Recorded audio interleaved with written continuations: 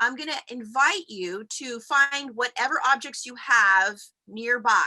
Pieces of paper, and I'm going to go to that next slide in a minute. There we go, right? So we're going to start off with a 3D sculpture with found objects. And if you want an article about found objects later, there's research about found objects. I do have a PhD in expressive therapy, so I do believe in this kind of stuff, right? So you have like 5 minutes or so while I'm chatting. You probably have more to just create anything. I've just created something in literally a minute of things that I found, and I do have a lot of stuff around my desk. So when we do this for people who work in hospital settings, this is exactly what you see: a Dixie cup. Am I dating myself by saying that? A Dixie cup. Masks, of which we have a lot of now, and gloves. You might have that right at your fingertips, and chopsticks, tape, any kind of tape, masking tape, cotton balls. I found some clothesline hangers. Why I have those, don't ask. I just am very attracted to them at the dollar store, and I buy them in packages, don't know why. And paper, anything that you can find. The idea is to create something off the cuff, and that, this is very accessible for people wherever you are. You don't need a lot to create, right? This is not about being an artist. It's just about self-expression and what's healthy about that. So I'm inviting you, I'm giving you a little bit more time, that once you have created it and you're coming close to it, so I would invite you to name it, to create a title for it. Sometimes I say things like, well, if you were in a gallery, what would you call this piece?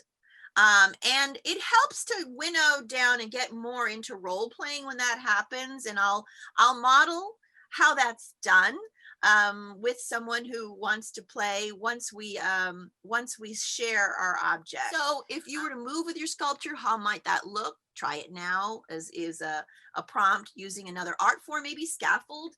I will go from my piece to a poetry piece. Maybe I'm going to write a haiku. Maybe I'm going to create a dance. Maybe she's a wiggler. She wiggles and dances. It really is about how you're planning your curriculum, maybe, and what's the need for this exercise. So I'm inviting you to think of how you can apply this exercise to different needs that you have in the classroom and different needs of specific students, right? If you're working with developmental delay, working with children on the spectrum, the face on my sculpture might be so specific. Are we working with recognizing facial expressions? Maybe we're working with behavior modification, etc. Pop our objects on the screen. There's a lot of us. We won't see everyone. Okay. Thank you, Ruby, go ahead. This is Ruby. Turtle. Hello, Turtle. Hold on. Hello, Turtle. Hi, I'm Myrtle. Oh my goodness, it rhymes. Turtle and Myrtle. So what's up, Turtle? What are you doing? I'm just hanging out. I'm just hanging out and resting and celebrating all at the same time because my workday is done. Wow, your workday is done? Yes, yeah, it is. That's pretty cool. I hear things about turtles, and I'm wondering if it's true. Are you guys really slow? Only when we want to. That's what I figured. I figured you had a choice. and so, like, what do you do during the day? Like, what gives? What's your favorite thing to do? I work all day with 5-year-olds, so I have a lot of fun all day singing songs and learning about all kinds of different things all day. Wow! Is it true you have a house on your back? I sure do. I can hide in it whenever I need to. I love that. I need to learn about how that feels because I just kind of hang out a lot, you know what I mean? On clotheslines and anywhere I can snap on. So it's kind of exhausting, I'm a nervous wreck sometimes. Oh, yeah, I can hide and feel safe whenever I need to. That is so cool. Well, thank you, Turtle. I hope to meet you again. I'll never forget you because our names rhyme. Okay, bye, Myrtle. That's what you call Jess. She's improvising right off the cuff, played didn't question it, right, went right into it. Let's share one more person perhaps. Maddie, what do you got? What do you got? Hello. I noticed that, well, can you put it up close to the yeah. Oh, I noticed that it looks very architectural with paper clips, and there's a connection between one object to another. Wow, that's really impressive. How was that making that? Um, it was really fun, and it made me think about, these are my favorite paper clips that I use to make my sculpture because they have little faces on them. That's so whimsical.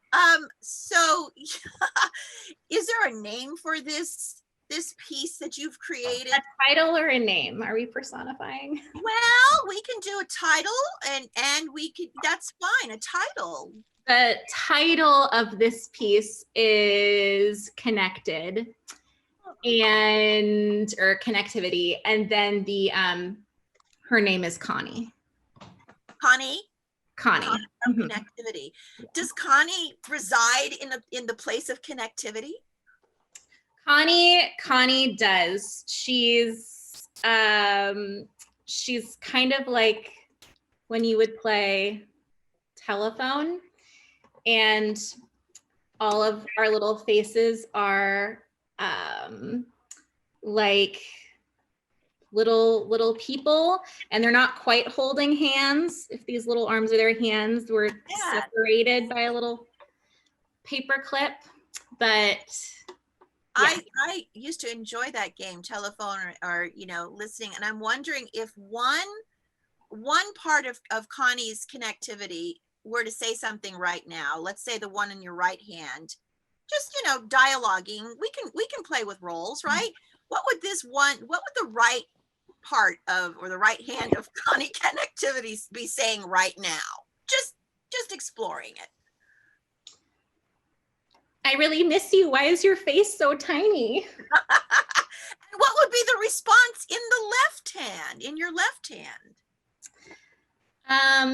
Because I'm doing what I have to do to stay safe, even if I'm a little tinier than usual and a little farther away and a little bit digital. Do you think that the right hand might say something in response to that? Even though you're far away, I still feel close to you, and I'm glad to be able to see you no matter what size you are. No matter what size. So I have a question to ask you, Maddie. Before you made this, where was your headspace? Just, like what was going on with you?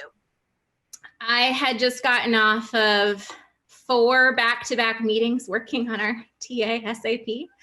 So I was a little bit not quite mentally present.